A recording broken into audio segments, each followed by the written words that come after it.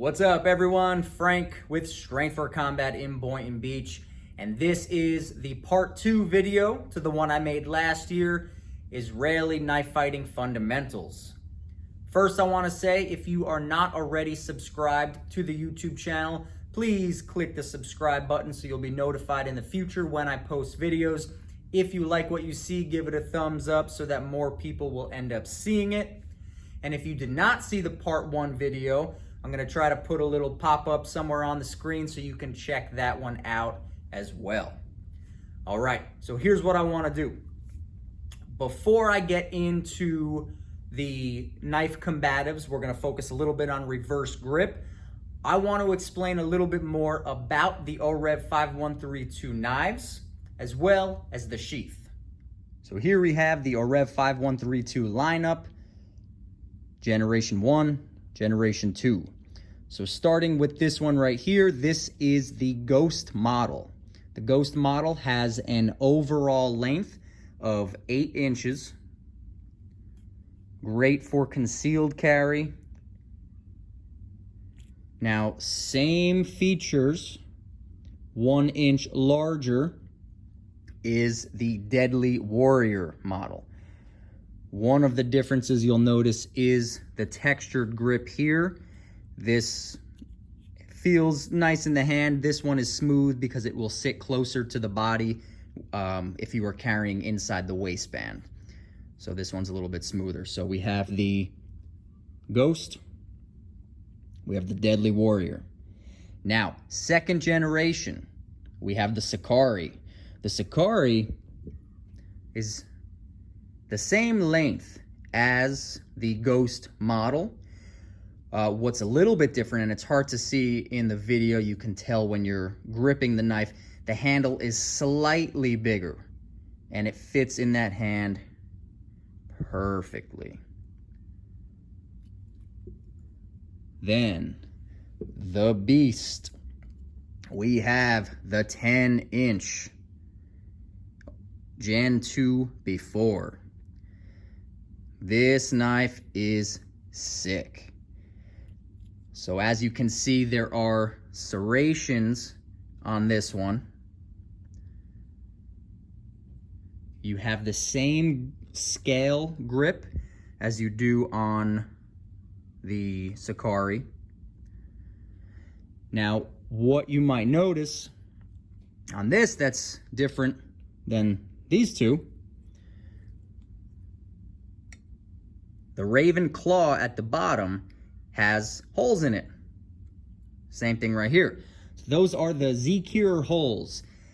The purpose of that is during knife boxing, which is used in a mob or in a crowd of people. The objective being to get out of that crowd, but zip tying the knife to your hand so you cannot be disarmed.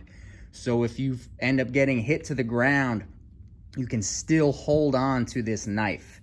The knife will hold on to your hand, rather, with those zip ties going through, wrapping around, and creating a very secure hold. That is the purpose of those holes right down there. The next thing I want to share with you are the knife sheaths, specifically on the Gen 2 models. I really like them, not only because there's the awesome design of the knife itself, the before and the Sakari printed on here, which looks really cool. But not only does it look cool, it is very functional. So on this side, we have this locking mechanism. So you can slide it to the side, push it in, lift it up, and your belt goes through here, close it, lock it. It is secure, it's not going anywhere. Now, when we have the knife in, you get a nice grip on it, pull it out, and it is in your hand nicely. Now, another thing, as you can see on this one, what I did was I changed the angle.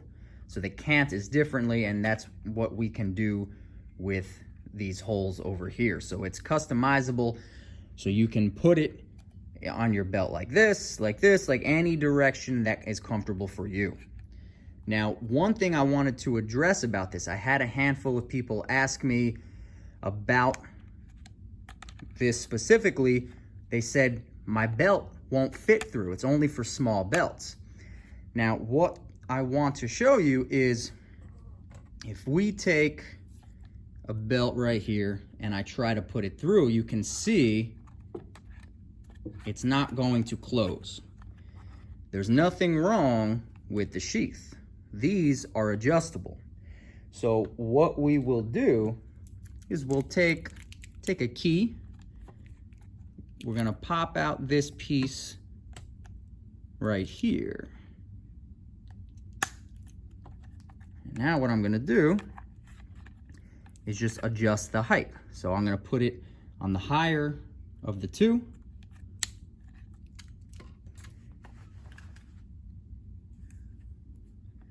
And now, when I push it through, it fits in, locks in place, secure, perfect.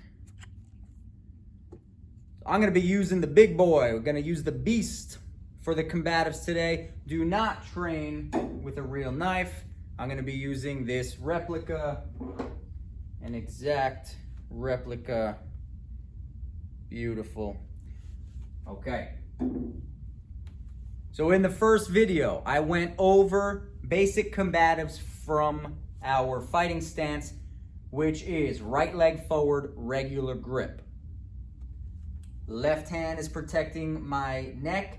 You cannot see my feet right now, but the rear heel is going to be slightly off the ground so that I have explosive movement pushing off that back foot. So first video, we went over all the combative slashes, stab, hook, slash, and slash stab combo.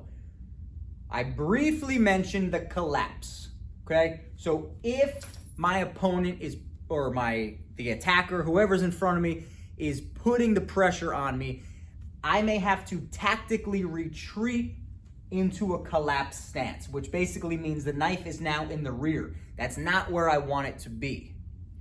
So whenever I have the chance to recover and to go back to my strong lead, I'm also going to change my grip from a forward grip to a reverse grip, okay?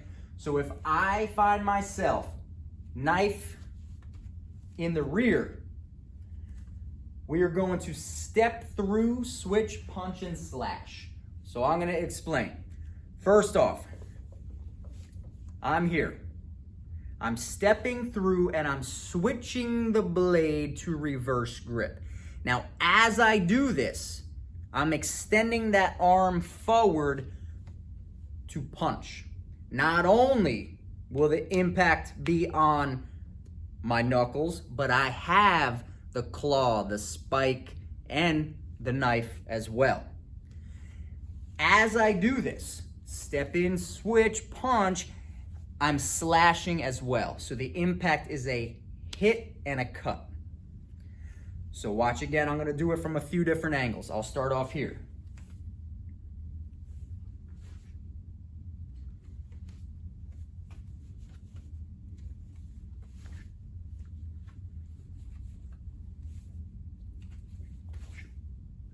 Okay. When you do the switch itself, you have to maneuver and find the best way to do it. But what I will say is this, make sure that when you switch, both spikes are forward, not like this. It's very important. So when I switch the blade, basically it's going like this. And that's how I'm now holding it. Okay? So once I'm here, I started off where I wanted to be. I was forced to collapse and I got the chance to recover, so I stepped in and did so.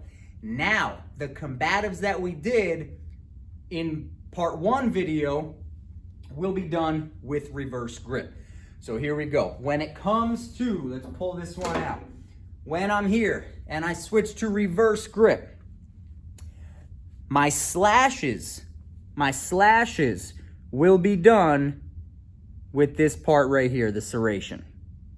I am not slashing with this side. I'm only doing that from a regular forward grip. When I switch, these are my slashes. So I am following this diagram right here. I'm gonna angle myself just so you can see a little bit better. The slashes are coming down here. If I want to slash going diagonal up, I'm not doing this. If so, I'll end up stabbing. What I'm gonna do is turn the blade and come up. Now, obviously, this hand is gonna be by my neck right now. So when I'm coming down, this is where it goes. When I'm coming up, I turn and cut up. Slash, turn, slash, slash, turn, right? Cutting with the serration. Now, if I choose to stab, all of these points will be a stab, and I'm stabbing towards the center. That means if I want to go here, I'm not doing this. I'm coming in. I'm coming in. In towards the center. In towards the center. Think of it like a poke. You want to poke them in the face as many times as you can. Slash, stab, combo. Slash, reverse. Slash, reverse. Slash, reverse. Slash, stab. Stab, hook, slash. I love this one. Stab. Keep the knife inside with a tight hook and cut out. Stab, hook, slash. Stab, hook, slash. Mixing that together. So round 1 can be slashes only. Round 2, slash, stab, combo. Round 3, stab, hook, slash. Round 4, freestyle, mixing it all together. Now you can start from the collapsed position. Recover and go through your combatives from there. Now, once again, if you are new, your motions should be bigger, so it's going to be ingrained in your muscle memory easier. Over time, everything needs to be tightened up. Everything needs to be tight. All right, that's all I have for you today. If you like what you saw, please subscribe and share this video with a friend. If you decide to practice, do not use a real knife. And as Near from Lotar Combat, the manufacturer of these knives, says, if you can't be safe, be deadly.